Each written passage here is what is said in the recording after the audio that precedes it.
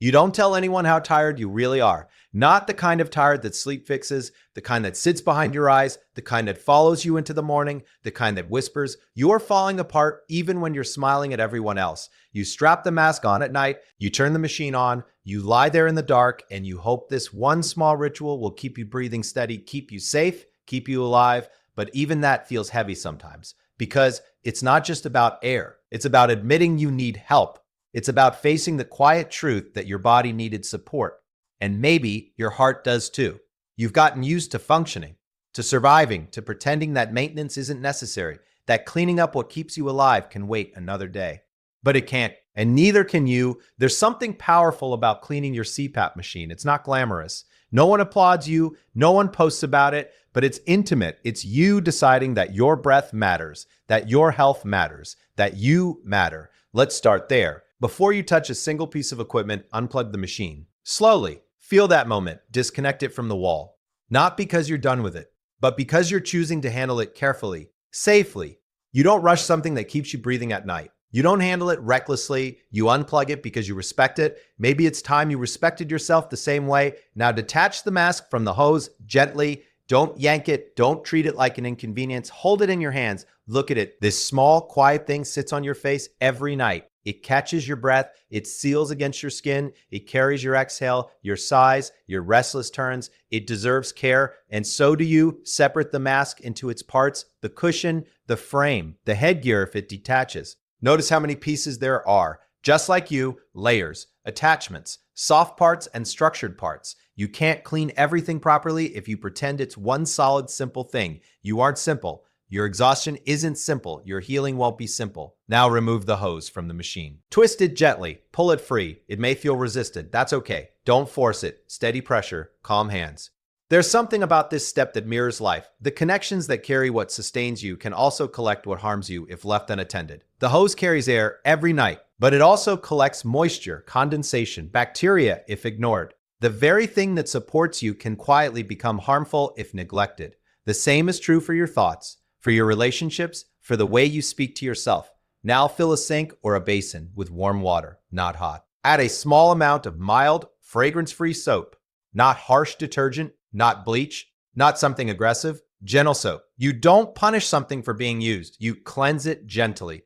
Submerge the mask components in the water. Let them soak. See the tiny bubbles rising. That's the soap loosening the invisible residue, the skin oils, the sweat, the dust. The pieces of you that cling without you realizing. You don't see buildup until it becomes a problem. That's how silent struggles work. They accumulate day after day. Tiny things, unspoken words, uncried tears, ignored feelings, until one day breathing feels heavier. Now take the cushion and gently rub it with your fingers under the soapy water. Don't scrub harshly. You're not trying to destroy it. Circular motions. Careful attention to the areas that touch your skin. That's where oils collect. That's where breakdown begins. Your skin leaves a mark. Of course it does. You show up every night. You press your face into this mask. Your existence leaves evidence. There is nothing shameful about that. Rinse each piece thoroughly under clean running water. No soap residue left behind. Soap left in the cushion can irritate your skin, can degrade the material. Clean means clean. Not half rinsed, not rushed. When you decide to clear something from your life, you clear it fully. You don't leave emotional residue clinging in the corners. Now turn to the hose. It feels long, slightly awkward, easy to neglect, but it matters. Fill it with warm, soapy water. Let the water run through from one end to the other. Hold it up and watch the water flow. Think about the air that flows through this every night. Think about the breaths that pass through it while you sleep, unaware. Sometimes the most important processes happen when you're not conscious. Shake it gently. Swish the water back and forth. If you have a hose brush, run it carefully through to remove buildup inside, not aggressively. Firm, but respectful. There is buildup in places you don't see. Inside tubes, inside hearts. Inside thoughts. You can't clean what you refuse to look into. Rinse the hose thoroughly with clean water. Run it through until no soap remains. Then shake out excess water.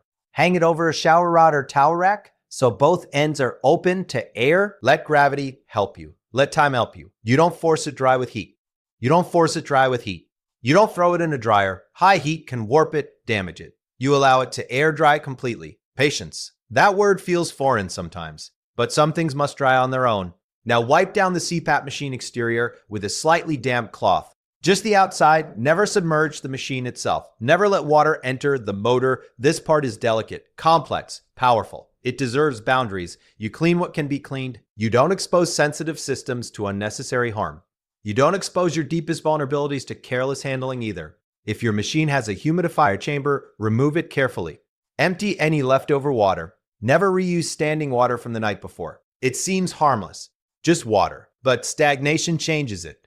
Empty it every morning. Rinse it. Then once a week, wash it with warm soapy water, just like the mask. Some manufacturers allow a vinegar solution for deeper cleaning, 1 part white vinegar to 3 parts water. Let it soak for about 15 to 20 minutes to dissolve mineral buildup. But check your manual first. After soaking, rinse thoroughly. No vinegar smell left, no residue, then place it on a clean towel to air dry. Not on a dirty counter. Mug matters. Your standards matter. Now let's talk about frequency, not near contaminants. Choose where you let things rest. Your environment matters. Your standards matter. Now let's talk about frequency. Daily, you should wipe the mask cushions. Quick clean, remove the oils that build overnight. It takes less than 2 minutes, 2 minutes for your health. 2 minutes to prevent irritation and breakdew. 1. Weekly, wash the mask, hose, and humidifier chamber thoroughly. Consistency matters more than intensity. You don't wait until it smells bad. You don't wait until you get sick. Maintenance is quiet prevention. Check the air filter regularly. You don't wait until you get sick. Maintenance is quiet prevention. Some are reusable. If disposable, replace according to the manufacturer's recommendation, often every month or sooner. If discolored, if reusable, rinse it gently underwater and let it dry completely before reinserting gently underwater and let it dry completely before reinserting tet. Never put a damp filter back into the machine. Moisture and motors do not mix. Dampness breeds problems. Just because something looks fine doesn't mean it is. Look closer, pay attention. This is not about perfection. It's about care. Now I want to tell you about someone, a man named Daniel Diffie. He never told anyone how ashamed he felt the first time he brought his Cpap machine home. He was 42, active, successful, us, independent, or so everyone thought. A machine by his bed felt like a label, like proof that something inside him didn't work right. He avoided cleaning it at first. He told himself he'd get to it later. It's just air, he thought. It's fine. But weeks passed, then months. The mask started to smell faintly. He developed a rash on the bridge of his nose. He felt more congested in the mornings, more tired. He blamed the machine. He considered quitting it, told himself maybe he didn't need it after all. But the truth was simpler. He had resented it. He had treated the very thing helping him as an enemy. One night, after waking up gasping because he'd fallen asleep without it, something shifted. He sat on the edge of his bed, machine in his lap, not an injury eye, just tired of fighting what was trying to help him. So he unplugged it. He disassembled it. He filled the sink. He cleaned every piece, slowly, quietly.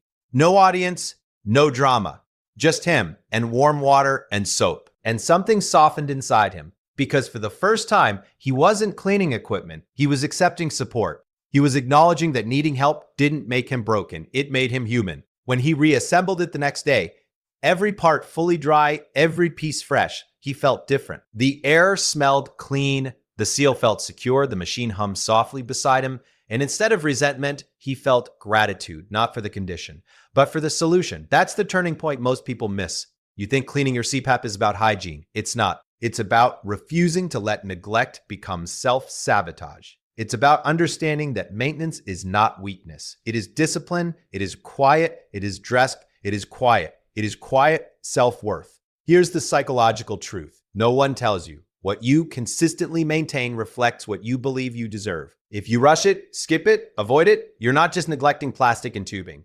You're reinforcing a belief that your health can wait, that your comfort can wait, that you can tolerate just a little more discomfort. And that mindset spreads your boundaries. But when you take the time, when you unplug the machine, disassemble it carefully, wash each component with intention, rinse thoroughly, air dry completely, check the filter, empty the chamber daily, you're sending a message to yourself. I am worth the effort. I am worth clean air. I am worth prevention. I am worth care even when no one is watching. There's power in the mundane, in the sink full of warm water, in the simple act of wiping down a mask cushion each morning, in hanging a hose to dry and waiting patiently. You don't need dramatic transformation. You need consistent maintenance. And maybe that's true beyond the machine. Maybe your heart needs regular cleaning too. Maybe your thoughts need rinsing.